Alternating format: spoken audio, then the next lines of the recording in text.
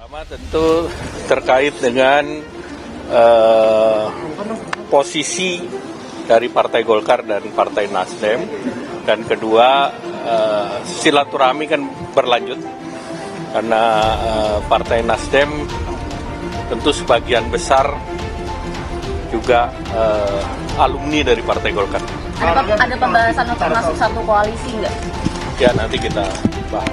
Tidak menutup kemungkinan dari proses silaturahmi ini ke depan terbangun. Tadi ada terbangun misalnya seperti Pak Surya sampaikan, ruang untuk misalnya bergabung bersama-sama, itu ruangnya sangat terbuka. Apa ruang yang sangat terbuka? Apakah misalnya Nasdem dengan barisan koalisi perubahannya ke KIB, atau KIB masuk ke dalam barisannya koalisi perubahan. Kalau dinyatakan secara formalitas kan bisa saja nanti saling mendekati lah. Jadi KIB bisa ke koalisi perubahan, ya, dan teman-teman yang di koalisi Nasdem ini bisa juga ke KIB.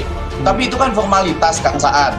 Tidak semudah itu di lapangan karena kan koalisi perubahan ini sudah punya capres, namanya Anies Baswedan. Dan teman-teman Golkar ini, sampai saat ini Golkar aja, kita jangan bawa-bawa KIB dulu ya. Golkar itu selalu mengatakan calon presidennya Erlangga Hartarto. Nah, kalau hari ini ada pertemuan kondang dia jilid kedua, tentu ada persoalan yang serius ya bagi kehidupan bangsa dan negara yang kemudian diakui oleh Surya Paloh dan Erlangga Hartarto, tidak luput juga dari pembicaraan tentang isu penundaan pemilu di 2024. Ini topik penting sehingga kedua ketua umum partai yang kita sebut kakak beradik gitu ya, karena dulu Surya Paloh ada di Golkar, membicarakan topik ini secara serius.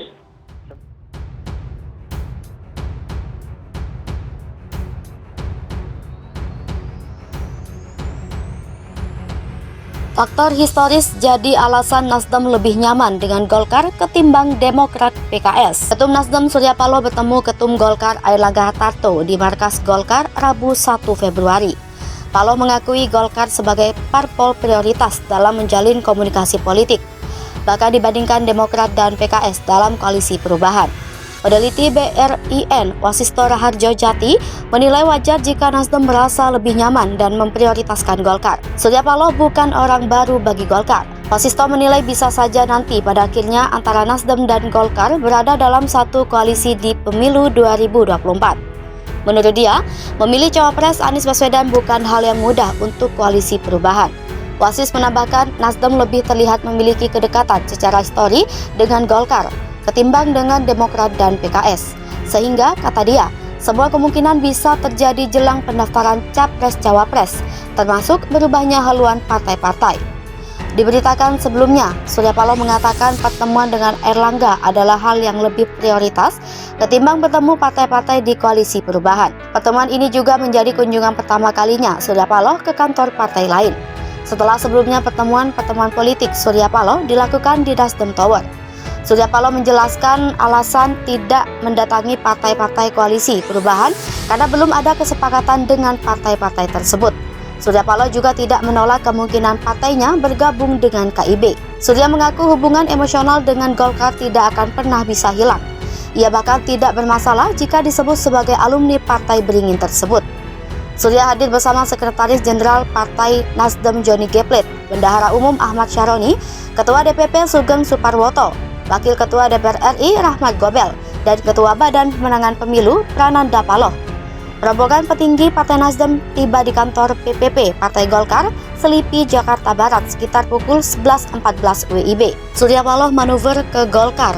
Pengamat sulit bayangkan Nasdem terus usung Anies. Pengamat politik dari UIN Syarif Hidayatullah Jakarta Adi Prayitno mengatakan sulit untuk membayangkan Partai Nasdem akan terus mengusung Anies Baswedan sebagai calon presiden hingga Pilpres 2024. Hal tersebut berkaitan dengan manuver yang dilakukan Ketua Umum Partai Nasdem Surya Paloh ke kantor Partai Golkar. Bahkan Surya Paloh juga berkunjung ke Istana Negara untuk bertemu dengan Presiden Joko Widodo. Adi menyampaikan dalam berbagai kesempatan, khususnya ketika bertemu Ketua Umum Golkar Airlangga Hartarto, Paloh terus menegaskan bahwa Nasdem solid dan ingin tetap menjadi koalisi pemerintah. Anies Baswedan terus melakukan safari politik ke berbagai daerah.